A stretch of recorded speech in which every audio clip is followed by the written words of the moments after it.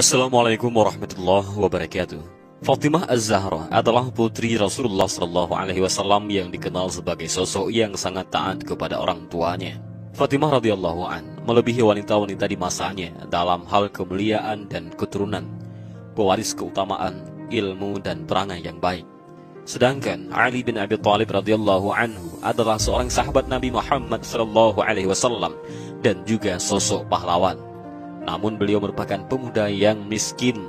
Hidupnya dihabiskan untuk berdakwah di jalan Allah Subhanahu wa ta'ala. Ada rahasia terdalam di hati Ali yang tidak dikisahkan pada siapapun. Sayyidah Fatimah, karib kecilnya, yaitu putri tersayang dari sang Nabi, yang juga sepupunya itu, sungguh mempesonanya. Ketertarikan Sayyidina Ali bin Abi Thalib kepada putri Rasulullah SAW bermula saat Fatimah sedang sigap membasuh dan mengobati luka parah sang ayah karena selesai berperang. Ali bin Abi Thalib tak tahu apakah rasa itu disebut cinta, tapi ia memang tersentak ketika suatu hari mendengar kabar yang mengejutkan, yaitu ketika Fatimah dilamar oleh seseorang lelaki yang paling akrab dan paling dekat kedudukannya dengan sang Nabi Muhammad SAW. Kisah ini dirangkum dari berbagai sumber dan mengandung pelajaran yang bisa dipetik hikmahnya. Di antaranya adalah keberanian untuk berterus terang jika sedang mencintai seseorang untuk menghalalkannya. Ali bin Abi Thalib radhiyallahu an sudah menyukai Fatimah Az-Zahra sejak lama. Kecantikan putri Rasulullah SAW ini tidak hanya jasmaninya saja. Kecantikan rohaninya melintas batas hingga langit ketujuh. Kendalanya adalah perasaan rendah dirinya. Apakah ia mampu membahagiakan putri Rasulullah SAW dengan keadaannya yang serba terbatas? Itulah kira-kira perasaan yang ada pada Ali saat itu. Pada suatu ketika, Fatimah dilamar oleh seorang laki-laki yang selalu dekat dengan Nabi Muhammad SAW yang telah mempertaruhkan kehidupannya, harta, dan jiwanya untuk Islam, menemani perjuangan Rasulullah SAW sejak awal-awal risalah ini. Dialah Abu Bakar As-Siddiq radhiyallahu anhu. Entah kenapa, mendengar berita ini, Ali terkejut dan tersentak jiwanya. Muncul rasa-rasa yang dia pun tak mengerti. Sayyidina Ali merasa diuji karena terasa apalah dirinya jika dibandingkan dengan Abu Bakar yang kedudukannya di sisi Nabi. Ali merasa belum ada apa-apanya bila dibandingkan dengan perjuangannya dalam menyebarkan risalah Islam. Entah sudah berapa banyak tokoh-tokoh bangsawan dan saudagar Makkah yang masuk Islam karena sentuhan dakwahnya. Sebutlah Utsman, Abdurrahman bin Auf, Talha, Zubair, Sa'ad bin Abi Waqqas dan Mus'ab ini yang tak mungkin dilakukan oleh anak-anak seperti Ali. Tak ada sedikit juga para budak yang dibebaskan oleh Abu Bakar. Sebutlah Bilal bin Rabah, Khabbab, keluarga Yasir dan Abdullah bin Mas'ud. Dari sisi finansial, Abu Bakar seorang saudagar tentu akan lebih bisa membahagiakan Fatimah, sementara Ali hanya pemuda miskin dari keluarga yang miskin juga. Melihat dan memperhitungkan hal ini, Ali ikhlas dan bahagia jika Fatimah bersama Abu Bakar meskipun ia tak mampu membohongi rasa-rasa dalam hatinya yang ia sendiri tak mengerti apakah mungkin itu yang namanya cinta. Namun ternyata lamaran Abu Bakar ditolak oleh Fatimah sehingga hal ini menumbuhkan kembali harapannya. Ali kembali mempersiapkan diri berharap dia masih memiliki kesempatan itu. Namun ujian bagi Ali belum berakhir. Setelah Abu Bakar mundur, muncullah laki-laki nan gagah, perkasa dan pemberani. Seseorang yang dengan masuk Islamnya mengangkat derajat kaum muslimin. Seorang laki-laki yang membuat setan berlari takut dan musuh-musuh Allah bertukuk lutut. Seorang itu diberi gelar Al-Faruq. Dialah Umar bin Khattab, pemisah antara kebenaran dan kebatilan, juga datang melamar Fatimah. Ali pun ridha jika Fatimah menikah dengan Umar. Ia bahagia jika Fatimah bisa bersama dengan sahabat kedua terbaik Rasulullah SAW setelah Abu Bakar. Namun kemudian Ali pun semakin bingung karena ternyata lamaran Umar pun ditolak. Setelah itu menyusul Abdurrahman bin Auf melamar sang putri dengan membawa 100 unta bermata biru dari Mesir dan 10.000 dinar. Kalau diuangkan dalam rupiah kira-kira 55 miliar. Dan lamaran bermiliar-miliar itu pun ditolak oleh Rasulullah SAW. Akan tetapi kekhawatiran Ali bin Abi Thalib belum berakhir sampai di sini, karena ternyata sahabat yang lain pun melamar sang pujaan hatinya. Utsman bin Affan pun memberanikan dirinya melamar sang putri dengan mahar seperti yang dibawa oleh Abdurrahman bin Auf. Hanya ia menegaskan kembali bahwa kedudukannya lebih mulia dibandingkan Abdurrahman bin Auf karena ia telah lebih dahulu masuk Islam. Tak disangka dan tak diduga, ternyata Rasulullah SAW pun menolak lamaran Utsman bin Affan. 4 sahabat sudah memberanikan diri dan mereka semua telah ditolak oleh Rasulullah SAW. Begitu, dan pembesar-pembesar Quraisy yang memiliki kehormatan yang juga terdahulu masuk Islam dan memiliki kemuliaan dan harta. Setiap kali seorang pria Quraisy menyebut tentang Fatimah kepada Rasulullah SAW, beliau memalingkan wajahnya dari orang-orang itu. Sampai-sampai seseorang di antara mereka menyangka bahwa Rasulullah SAW benci kepadanya. Suatu hari Abu Bakar dan Umar sedang duduk-duduk di masjid Rasulullah SAW. Sa'ad bin Mu'adz al-Ansari juga ada bersama mereka. Mereka membicarakan Fatimah binti Rasulullah SAW. Abu Bakar berkata, orang-orang terkemuka telah melamarnya kepada Rasulullah, tapi beliau mengatakan, urusannya aku serahkan kepada Tuhannya. Jika dia menghendaki, dia akan menikahkannya. Sementara Ali belum pernah melamarnya dan belum pernah menyebut tentang Fatimah kepada Rasulullah SAW. Aku pikir tidak ada yang mencegahnya melakukan itu melainkan kemiskinannya. Hatiku merasa yakin bahwa Allah Subhanahu wa Ta'ala dan Rasulullah SAW hanya menahan Fatimah untuk Ali. Jika yang mencegah Ali untuk melamarnya adalah kemiskinan, kita akan bantu dan tolong dia. Sa'ad bin Mu'adz berkata kepada Abu Bakar, mudah-mudahan Allah memberi taufik kepadamu. Salman Al-Farisi meriwayatkan, keluarlah mereka dari masjid untuk mencari Ali, namun mereka tidak menemuinya. Saat itu, Ali sedang mengairi kebun kurma milik seorang Ansar dengan upah menggunakan unta miliknya. Mereka pun pergi ke tempatnya. Tampak dari jauh di sebuah kebun milik seorang Ansar terlihat seorang buruh tengah bekerja. Dari dekat, jelaslah siapa orang itu. Ia adalah Ali yang dengan susah payah dengan menggunakan untanya mengangkut air untuk menyirami pepohonan kurma yang tinggi. Wajahnya dibasahi keringat yang menguncur deras. Abu Bakar yang ditemani Umar itu pun mendekat kepada Ali dan berkata, wahai Ali, tidak ada satupun dari perkara yang baik kecuali engkau yang paling cepat melakukannya.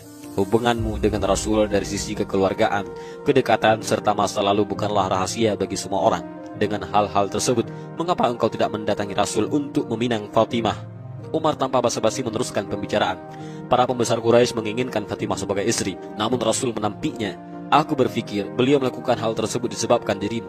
Wahai Ali, mengapa engkau menjauhi perkara ini? Tanya Abu Bakar lagi. Ali berbisik dengan mata berkaca, demi Allah, sesungguhnya Fatimah layak untuk diinginkan.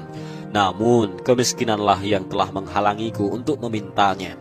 Aku tidak memiliki harta duniawi yang kusimpan kecuali satu pedang, baju besi dan unta ini.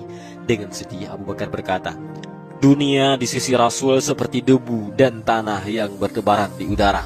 Wahai Ali, pinanglah dan tambahlah sebuah keutamaan atas keutamaan-keutamaan yang ada pada dirimu, tambah Umar. Ali terdiam dan di matanya tampak harapan-harapan yang menawan.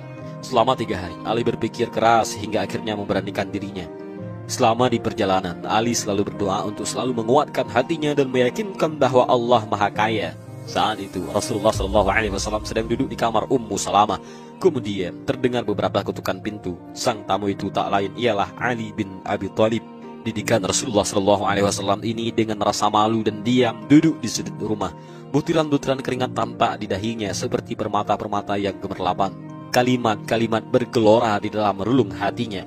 Namun perasaan tidak enak dan malu telah membendung jalannya. Rasulullah SAW mengetahui perasaan yang bergolak di lubuk hati Ali. Dengan senyum yang menyelimuti seluruh wajahnya, beliau Nabi Muhammad SAW berkata, wahai Ali, mungkin engkau datang dengan sebuah hajat. Katakanlah jatuh dan keinginanmu. Sebuah jendela harapan telah terbuka di hadapan pemuda ini. Wahai Rasulullah, denganmu dan lewat tanganmu Allah telah memberikan aku hidayah. Kini aku berkeinginan memiliki sebuah rumah dan istri yang membuat aku tenang. Oleh karena itu, kedatanganku ini untuk meminang putri engkau, Fatimah. Kemudian Rasulullah SAW menjawab lamaran Ali dengan berkata, ahlan wa sahlan. Bersamaan dengan senyum Rasulullah SAW, dengan jawaban Rasulullah SAW, akhirnya Ali pulang dengan perasaan bingung. Apa maksudnya? Kata Ali dalam hati, ucapan ahlan wa sahlan itu sulit untuk bisa dikatakan sebagai isyarat penerimaan dan penolakan. Tapi beliau siap untuk ditolak oleh Rasulullah SAW. Itu adalah resiko yang harus diterimanya. Dalam perjalanan pulang, Ali ditanya oleh para sahabat tentang lamarannya dan ia melontarkan pernyataan kepada sahabatnya. Menurut kalian, apakah ahlan wa sahlan berarti sebuah jawaban? Tanya Ali sembari bingung. Sahabat pun bergembira dengan pernyataan Ali tersebut dan berkata, kata ahlan berarti iya dan sahlan berarti juga iya.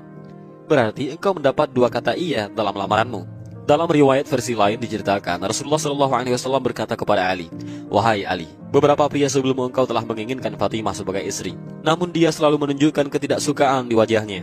Kini berilah aku waktu beberapa saat untuk berbicara dengannya. Rasulullah Shallallahu Alaihi Wasallam menemui Fatimah dan berkata, "Wahai Fatimah, Ali bin Abi Thalib adalah seorang yang telah engkau ketahui keistimewaannya dalam hubungan keluargaan denganku dan juga keutamaan Islamnya. Aku meminta kepada Allah agar Dia memberikan engkau seorang suami yang terbaik dan makhluk ciptaannya yang paling tercinta. Kini Ali telah datang meminangmu. Apa pendapatmu?" Fatimah menundukkan kepala. Kegembiraan dengan jelas terpancar dari raut mukanya. Rasa malu singgah di wajahnya sehingga tampak kemerahan. Rasul dengan kegembiraan menyeru, "Allah Maha Besar." Diamnya adalah tanda atas kerelaannya. Entah air kegembiraan muncul di rumah Ummu Salamah. Rasulullah SAW mengamati wajah calon menantunya dan berkata, "Adakah sesuatu yang engkau miliki sehingga dengannya engkau bisa mengatur pernikahanmu?" Pemuda itu menyebutkan apa yang dia miliki. "Pedangku, baju besiku, dan unta pengambil air saja yang aku miliki." Rasulullah menjawab, "Pedangmu, Islam membutuhkannya. Unta pengambil airmu, dengannya engkau menyirami pepohonan kurma dan engkau meletakkan barang bawaanmu di atasnya. Adapun baju besimu, aku rela dengannya." Ali pun berkeliling agar dapat menjual baju besinya. Dengan cepat, baju besi itu pun terjual. Pembelinya adalah Utsman. Namun setelah membelinya, Utsman menghadiahkan kembali baju besi itu untuk Ali. Pemuda tersebut bergegas kembali ke rumah Rasul dan memberikan 400 dirham hasil penjualan baju besinya. Ali bercerita, "Maka aku pergi dan menjual baju besi itu dengan harga 400 dirham. Kemudian aku menghadap Rasulullah Shallallahu Alaihi Wasallam dan meletakkan uang itu di hadapannya. Rasulullah memberikan segenggam darinya kepada Ummu Aiman untuk membeli perlengkapan rumah, segenggam kepada Asma untuk membeli wangi-wangian, dan segenggam lagi kepada Ummu Salamah untuk makanan. Kemudian sisanya beliau berikan kepada Ammar, Abu Bakar, dan Bilal untuk membeli perlengkapan yang pantas untuk Fatimah. Setelah itu Ali pergi untuk menyiapkan rumah barunya.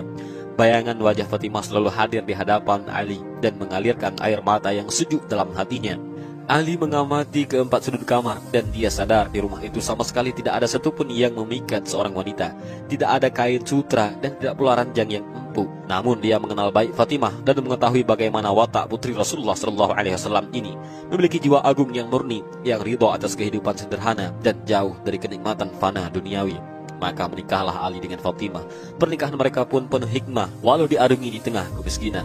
Rasulullah SAW juga mengatakan kepada Ali supaya wajib bergembira sebab Allah lah yang sebenarnya sudah lebih dulu menikahkan keduanya di langit sebelum menikahkan keduanya di bumi. Butuh bertahun-tahun Ali bin Abi Thalib untuk memantaskan diri menjadi suami putri Rasulullah SAW. Bahkan sudah pernah pasrah jika Fatimah menikah dengan orang lain dan bukan menjadi jodohnya. Namun Ali memanglah jodoh yang telah disiapkan untuk Fatimah. Dalam suatu riwayat dikisahkan bahwa suatu hari setelah keduanya menikah, Fatimah berkata kepada Ali, "Maafkan aku, karena sebelum menikah denganmu, aku pernah suatu kali merasakan jatuh cinta kepada seorang pemuda dan aku ingin menikah dengannya." Ali pun bertanya, mengapa ia tak mau menikah dengannya dan apakah Fatimah menyesal menikah dengannya? Sambil tersenyum Fatimah menjawab, "Pemuda itu adalah dirimu." Dalam cerita ini, kita dapat mengambil beberapa pelajaran bahwa jodoh tidak mengenal harta dan tahta. Jodoh hanya Allah Subhanahu wa Ta'ala yang tahu, dan yang pasti jodoh adalah cerminan diri kita dan tidak akan pernah tertukar, sebagaimana kisah cinta Ali bin Abi Thalib dan Fatimah yang sudah lama terjalin namun harus melewati jalan yang begitu terjal. Demikianlah kisah singkat ini, mudah-mudahan ada hikmah yang bisa kita petik. Dan juga mudah-mudahan video ini bermanfaat bagi kita semua. Amin ya rabbal alamin. Allahu a'lam bissawab. Assalamualaikum warahmatullahi wabarakatuh.